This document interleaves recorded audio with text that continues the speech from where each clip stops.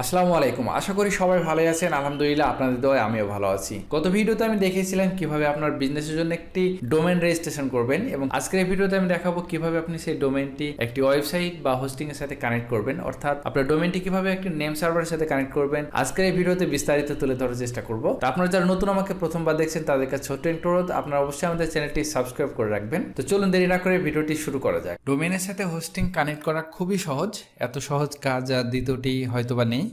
তো আমি এক কোম্পানি থেকে ডোমেইন কিনেছি, আবার আরেক কোম্পানি থেকে হোস্টিং কিনেছি, যে কারণে আমাকে নেম সার্ভার কানেক্ট করে দিতে হবে। আমি বলে রাখি, ডোমেইনটা কিনেছিলাম namecheap.com থেকে, আর হোস্টিংটা কিনেছিলাম ইবিএন হোস্ট থেকে।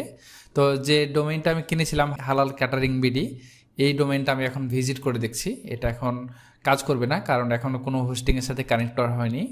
এবং এটা যদি ভিজিট করে দেখেন সেক্ষেত্রে দেখবেন যে this site can not be reached, অর্থাৎ এখানে কোনো হোস্টিংয়ের সাথে কানেক্ট তারা পাচ্ছে না। তো আমি এখন এটা একটা হোস্টিংয়ের সাথে কানেক্ট করব, যাতে করে আমরা সেই হোস্টিংয়ে কিন্তু ওয়েবসাইটটা ইনস্টল করলে কিন্তু আমরা এই ডোমেইনটা ভিজিট করলে কিন্তু একটা ওয়েবসাইট দেখতে পাবো। তো আমি মূলত হোস্টিং কিনেছি ইবিএন হোস্ট থেকে। তো ইবিএন হোস্টের প্যাকেজগুলো আপনারা এখান থেকে দেখতে পারেন। আপনারা চাইলে ইবিএন হোস্ট থেকেও কিন্তু হোস্টিং কিনতে পারেন। তো ইবিএন হোস্ট থেকে আমি যে প্যাকেজটা কিনেছিলাম 3000 টাকা মাত্র প্যাকেজ। তো আমি এটা লগ ইন করে আমাকে এখানে cpanel এবং নেম সার্ভারের মূলত অ্যাক্সেস দিয়েছে। তো cpanel এবং নেম সার্ভার ওনারা ইমেইলের মাধ্যমে দিয়ে দেয়। তো আপনারা ইমেলটা চেক করলে কিন্তু এটা পেয়ে যাবেন। তো আমি আপাতত এটি স্কিপ করছি। তো আমি আমার cpanel-এর এখানে এসে সার্চ করব ডোমেইন লিখে সার্চ করার সাথে সাথে কিন্তু ক্রিয়েটেড নিউ ডোমেইন একটা অপশান পাবেন, এবং নতুন যে ডোমেইনটা অ্যাড করতে যাচ্ছেন সেটা আপনার হোস্টিংয়ে এই ডোমেইনটা অ্যাড করে নিতে হবে। তার আগে একটা কাজ করব, আমি যে নেম সার্ভারটা ইবিএন থেকে পেয়েছি সেই নেম সার্ভারটা আমি হোস্টিংয়ের সাথে কানেক্ট করে দেবো। তো নেমচিপে গিয়ে জাস্ট আমি আমার ডোমেইনের ম্যানেজ অপশানে যাব, এবং নেম সার্ভারের কাস্টম যে অপশানটা আছে সেই কাস্টম অপশানে গিয়ে আমি ইবিএনের যে নেম সার্ভারগুলো পেয়েছি সেই নেম সার্ভারগুলো আমি এখান থেকে কপি পেস্ট করে দেবো এবং এখানে সেভ করে দেবো। সেভ করে দিলেই কিন্তু নেম সার্ভারটা জাস্ট অ্যাড হয়ে যাবে আমার ডোমেইনের সাথে।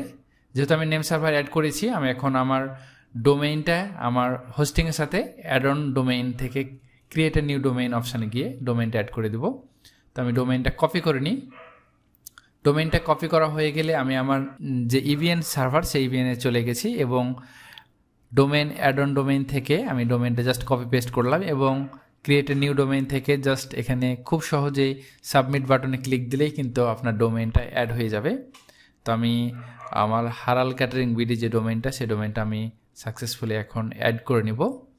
তো সাবমিট বাটনে ক্লিক করে একটু সময় নেবে, তো আপনারা একটু অপেক্ষা করবেন, কারণ নেম সার্ভারের সাথে কানেক্ট হচ্ছে। তো কিছুক্ষণের মধ্যেই এটা কানেক্ট হয়ে যাবে। তো আপনারা দেখতে পাচ্ছেন এটা সাকসেসফুলি কিন্তু কানেক্ট হয়ে গেছে। তো আমি এতক্ষণ যে কাজটা করলাম, ডোমেইনের সাথে হোস্টিংয়ে কানেক্টটা করার জন্য নেম সার্ভারটা আমি আমার ডোমেইন অ্যাড করলাম, এবং ডোমেইনটা আমি আমার যে cpanel হোস্টিংয়ের cpanel থেকে অ্যাড অন ডোমেইন থেকে আমি আমার cpanel-এর যে অ্যাড অন ডোমেইন অপশান এখানে আমি সে ডোমেইনটা কিন্তু অ্যাড করে নিয়েছি।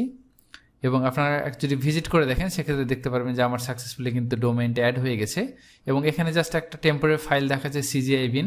এটা ডোমেইন অ্যাড করলে একটা ফোল্ডার ক্রিয়েট করে দেয়, এটা এখন ফাঁকা ফোল্ডার আছে। কেমন লাগলো পুরো ভিডিওটি? আশা করি ভিডিওটি ভালো লেগেছে। ভিডিওটি যদি ভালো লেগে থাকে অবশ্যই লাইক, কমেন্ট এবং সাবস্ক্রাইব করতে ভুলবেন না। দেখা হবে নতুন কোনো এক ভিডিওতে। সে পর্যন্ত সবাই ভালো থাকবেন। আসসালামু আলাইকুম।